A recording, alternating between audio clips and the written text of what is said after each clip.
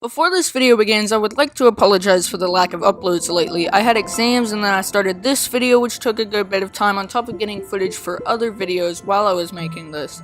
I rewrote this script twice as I wanted to put my thoughts together well for this one, and I genuinely want to get all my points across.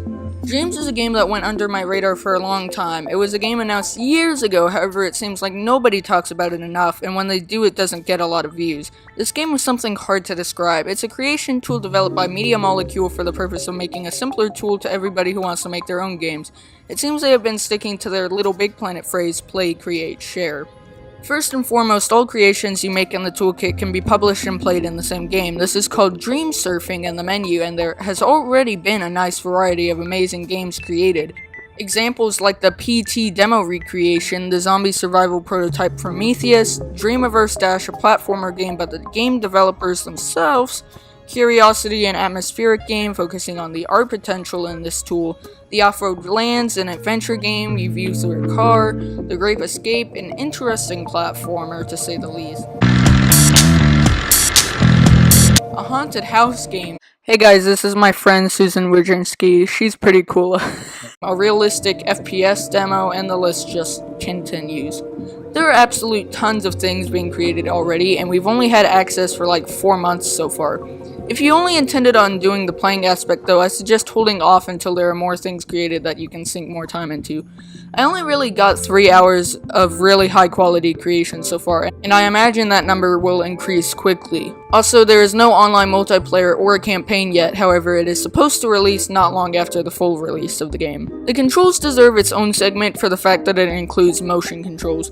I genuinely don't understand why it is mandatory for this game. Look, we all know the standard PS4 controller isn't the best about motion controls. It is used for navigating the UI in both creating and playing in this game though, and it is very, very annoying at times. I request that they add alternative control schemes just for the convenience. Their PlayStation Move controls seem to work really well though, and I appreciate that at the very least. Everything else in the controls works fine, it does its job well. The creation tool itself is going to be the thing I focus on most for this video, as there are a lot of things I have to point out. Roughly 2 years ago I tried using the Unity game engine for the first time. To this day I still mess around a bit with Unity and the Godot engine, and I've noticed a lot of things that are very important they included. First of all, the logic system they use for moving and activating a lot of things is formatted a lot like visual scripting. If we have a side-by-side, you can basically see the logic system in Dreams is just a less clustered version. The variables are mostly similar, but it is organized in a way that is much more understandable. Upon inspection of an object with physics, we see a similar UI pop-up to that in both Unity and Godot, with the friction and gravity and speed variables showing up here. They did, however, remove the actual scripting part, which is required in most game engines, which is very helpful for the people who don't have the time to learn it. The placement of objects is much like just standard 3D mapping in a game engine, although you always need to produce the assets in a different software prior, meaning it is a bit more convenient here. The music creation tool is actually really in-depth. You can import your own sounds and make some music with it, and access the sounds from shared projects to make your music essentially how you would in any other music making software. It's not really different at all actually to most of them. Almost any asset you need is right there, as tons of people are sharing their custom assets. Making your own is pretty simple as well with the Sculpts tool, and it's not near as hard as something like Blender. You don't have to download any assets, you just look them up and place them down in your own creation. They also made it simpler to just make a collection of assets under a theme, which also helps. I created 2 decent looking creations both in under an hour straight after only going through the starting tutorial and logic tutorial, and I hardly ever do 3D in Godot or Unity as it is harder for me. I also basically solely relied on my own colorless objects and one asset collection, which just goes to show how easy and simple this is. Hey though, like, if you could actually give me some tips, I would appreciate that. Leave them in the comments. Overall, all of the creation tools are really simple, and people are making amazing things with this amazing tool. I do suggest waiting though, just because it's still not even done and something could end up not being exactly how it should be. All my expectations from when I first saw this game were met, and I'm fine with that alone. I don't know if I'll make more videos of this game, it depends on what creations are made and things of the sort, but we'll just have to see. Thanks for watching, and this isn't always what I make. I'm kinda all over the place with my content both in genre and quality, so I hope this video was enjoyable to you. I'll be back here hopefully soon with another video, so until then, I'll see you around.